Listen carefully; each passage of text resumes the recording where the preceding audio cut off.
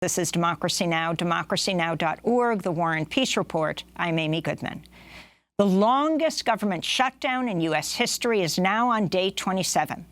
As 800,000 federal workers continue to go without pay, federal employees around the country are rising up to demand an end to the shutdown, which has run public institutions ragged and left hundreds of thousands financially strapped. On Capitol Hill, federal contractors held a protest outside the office of Senate Majority Leader Mitch McConnell and other Republicans, saying the shutdown threatens to deprive some 4 million contract workers of hundreds of millions of dollars in expected payments. There are reports of skyrocketing absences among federal workers forced to work without pay. This is Congressmember Alexandria Ocasio-Cortez delivering her first speech on the floor of the House. The truth of this shutdown is that it's actually not about a wall, it is not about the border, and it is certainly not about the well-being of everyday Americans. The truth is, this shutdown is about the erosion of American democracy and the subversion of our most basic governmental norms. It is not normal to hold 800,000 workers' paychecks hostage. It is not normal to shut down the government when we don't get what we want. It is not normal for public servants to run away and hide from the public that they serve. And it is certainly not normal to starve the people we serve for a proposal that is wildly unpopular among the American people. That was New York Congressmember Alexandria Ocasio-Cortez. House Speaker Nancy Pelosi called Wednesday for President Trump to cancel his State of the Union address later this month, arguing the government shutdown has left the Secret Service and Department of Homeland Security starved for funds and unprepared to simultaneously protect all three branches of government. Meanwhile, the Transportation Security Administration has become a flashpoint for growing outrage over the mistreatment of federal workers due to the shutdown. In Florida, the Tampa airport has set up a food bank for unpaid TSA workers. In Phoenix, Arizona, a food bank served nearly 300 TSA employees from a mobile pantry. TSA workers rallied in airports in Sacramento, California, and Baltimore, Maryland Wednesday, warning that the shutdown is threatening aviation security. Hundreds more around the country have been calling in sick, with the agency reporting more than 6% unscheduled absences in what some are calling a blue flu protest. On Wednesday, TSA employees protested outside Dallas-Fort Worth International Airport and the Los Angeles International Airport. This is TSA union leader Bobby Orozco speaking in Los Angeles, where TSA agents signed up for food cards after rallying. So as you see behind me, a lot of the folks are getting food, trying to get whatever they can get in order to survive. I mean, right now it's just high anxiety. Not only did we not get our last paycheck, but it seems very likely that we may not get our next paycheck. As TSA workers continue to go without pay, airports are experiencing staggeringly long security lines and a host of other problems. The TSA recently acknowledged a man with a loaded pistol passed through airport security at Atlanta International Airport. Well, we turn now to someone who says it's time for TSA workers to strike. In Washington, D.C., we're joined by Barbara Ehrenreich, the author of the best-selling book Nickel and Dimed on Not Getting By in America. She's also the founder of the Economic Hardship Reporting Project and recently wrote a piece for the New York Times headlined, "It's Time for TSA Workers to Strike." Barbara Ehrenreich, welcome to Democracy Now! Talk about the shutdown, its effect on workers, and what your demand is. Well, I should say that my co-author on this piece is a longtime union organizer who was, in fact, at one point the director of organizing for the Teamsters, also worked for government workers unions. So there's a lot of experience that goes into this little op-ed we did for the New York Times. And our point is, don't just take this lying down. Yes, there's the blue flu and there's, people looking for other jobs and everything. But look at the way airport workers and federal employees in general are being treated. They're being treated in a mean and humiliating fashion. When Trump said this week, essentially, you can come back to work, but, you know, you'll get paid at some point. We can't tell you exactly when the shutdown is over. That's not how you respectfully treat American workers. The idea is you work for money. Otherwise, it's in violation of the 13th Amendment, which bans involuntary servitude and slavery. Is there a ban on federal workers striking? Yeah. Yeah, there are plenty of bans. There were last year, 2018, when there were teachers' strikes all over the country, 5 different states. Those were illegal strikes, you know, technically speaking. I mean, especially in the public sector, the right to strike has been so limited. So you have to go ahead anyway. In the 60s and in the 70s, there's a tremendous amount of public sector worker organizing, all illegal. I mean, striking as well as organizing. So, I want to turn to Lamar Cobb, lead TSA officer at Baltimore Washington International Airport. I have a little 10-year-old daughter that is my pride and joy. She's my heart.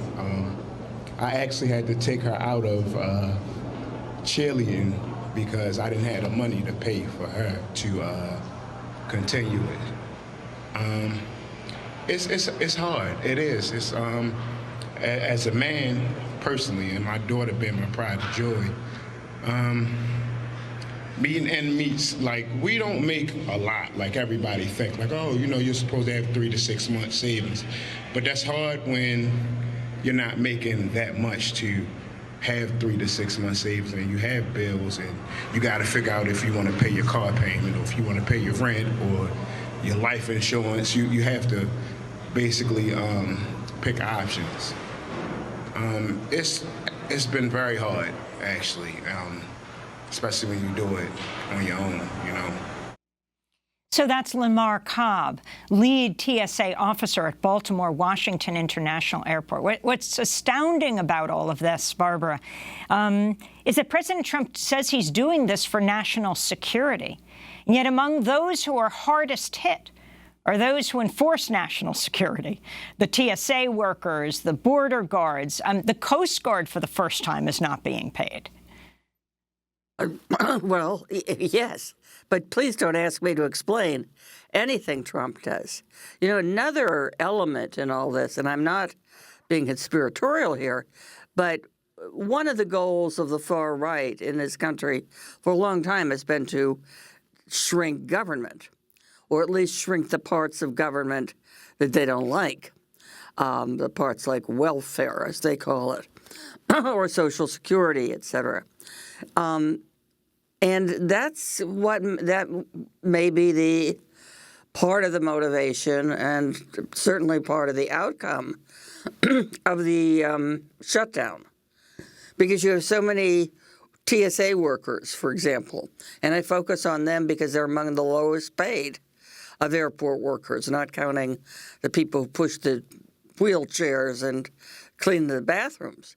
But they, you know, they're low paid, and they have to eventually look for other work. And maybe that's the idea. Just shrink the workforce. And then you can say, well, we didn't do it.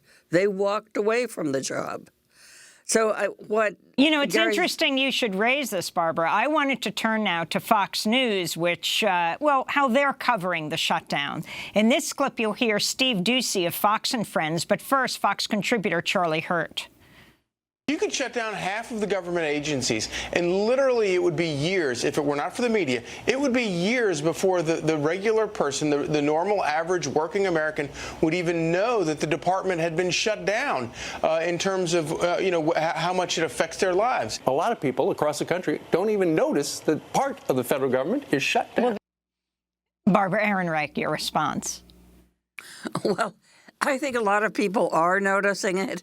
I mean, you think of all the groups affected, the contractors who, as you mentioned, Amy, actually had a sort of demonstration, the federal government contractors, and all their employees, which amounted to what? They estimated 4 million around the country. I mean, this is very significant. You're talking about outside Mitch McConnell's office, because these millions of people, of course, there was a much smaller group in front of McConnell's office, but they will never be paid. These are not workers that are paid directly by the government. Mm-hmm.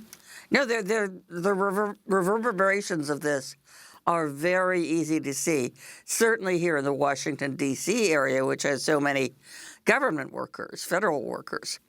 But there are things like food stamps that depend on being processed by federal agencies. So many things. Income tax collection, well, they've straightened that out a little bit because they need the money. But there's a huge impact. And if enough airport workers were to either walk away from the job or go on strike, that would shut down the airports, and that would just shut down the economy. We wouldn't, I think even Trump wouldn't let that last for more than a few hours. So that's one possibility. And I think that what we're saying in this op-ed piece is it's more dignified to strike than to be just used as pawns and then very quietly, one by one, walk away from the job perhaps, get a second or third job. There should be a collective action. There should be some sense of principle, just some response to the insulting way so many workers are being treated right now by Trump, which, puts me in mind of the way he treated Jeff Sessions before before Jeff Sessions was thrown out, essentially. He tortured that man for months. And in a sense, we have that kind of humiliation process now going on with government workers. Oh, you can come to work, we just won't pay you. Bob Hennelly, the veteran labor reporter, wrote at Salon saying, why not a general strike in support of the 800,000 federal workers currently not receiving a paycheck? That's fine. That's an awfully big undertaking. I think the iron is hot right now around these federal agencies. I don't know how, anybody want to call a general strike, I'll get behind it. But it's just a very hard kind of thing to do. I wanted to go to one of the agencies that has been shut down, talking about the various places in the country. I wanted to go to the Coast Guard. These are, very unusual. One branch of the military that'll be impacted by the government shutdown is the Coast Guard. Its 42,000 active duty members will miss a paycheck for the first time in history. The Coast Guard Support Program published a 5-page tip sheet titled Managing Your Finances During a Furlough, which was obtained by the Washington Post. The tip sheet suggests Coast Guard members stay financially afloat during the shutdown by holding a garage sale, babysitting, and dog walking. Barbara Ehrenreich. They're also, of course, setting up food banks throughout the country. Well, actually, the Coast Guard had to take that down off its website because they had so much mockery at the suggestion that workers could support themselves by dog walking and garage sales. No, this is laughable, insulting responses. I think in one way, a strike might be a good thing, is it would help to reignite the old, fighting spirit of American labor. I come from a tradition of union people who did not take certain kinds of crap. They just, that's it. You know, at a certain point, you go on strike and assert your dignity and make your demands and your problems known to the general public in every way you can. So I think this would be the moment. So as you go back in time, Barbara, I wanted to go to 1981, to PATCO, the Professional Air Traffic Controllers Organization, when it went on strike to protest wages and working conditions, this famous moment when President Ronald Reagan responded by firing the 11,000 highly skilled workers, replacing them with military personnel. This is Reagan speaking August 3rd, 1981. I must tell those who failed to report for duty this morning, they are in violation of the law, and if they do not report for work within 48 hours, they have forfeited their jobs and will be terminated. That's President Reagan in 1981, breaking PATCO. Describe what happened next. Well, the impact of PATCO was to terrify the unions. After that, there was much less talk of strikes. And the ghost of PATCO hangs over the unions today. Say anything about the need for a possible strike, and, you know, somebody's going to say, but look what happened to PATCO. My biggest response to that is to go from from 1981 to 2018, when we saw a wave of strikes around the country, teacher strikes. And as I mentioned, those were, in most cases, illegal strikes. And people did it anyway, and that inspired or helped inspire other forms of labor militancy. You know, that when people see that someone stands up to gross injustice and insulting behavior, then that person is empowered to stand up too. So at the very top of your New York Times op-ed, you write, last week in a meeting with Democratic leaders, President Trump called the government shutdown a strike. He called the government shutdown the strike. Can you explain this? Oh, God. No, I can't explain that. But you know, it was like some desperate effort to shift the blame. You know, he's always blaming the Democrats for the shutdown, and here he made a stupid bid to blame the workers themselves for the shutdown. So, you know, I'm saying, why not just call it a strike? You're not being paid anyway, and maybe you will come out of this with greater power over the conditions of your work. I wanted to turn to the Dallas airport, to the federal workers protesting outside Dallas-Fort Worth International Airport. This is Sarah Fry speaking to CBS. It's your neighbors. Your neighbors are the ones having this anxiety, having this stress. We just bought a new house in June, and I've been aggressively paying down my student loans, and I expected to have a paycheck. I planned on working all through the holidays, and it's really tough and it's really stressful. And you have a State Department employee who told the Washington Post the government shutdown's putting a strain on his colleagues and him.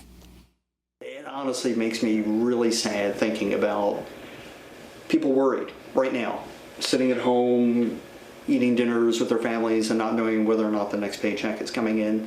Nobody should ever be in that position. And I don't think that those of us who signed up for the government we never wanted to see anything like that happen. I've been through furloughs before, back in the 90s. And quite frankly, it was frightening back then. Okay, and I think that civil servants in particular, and I will say this also on behalf of my foreign service colleagues, my military colleagues, all of us deserve a little bit more respect.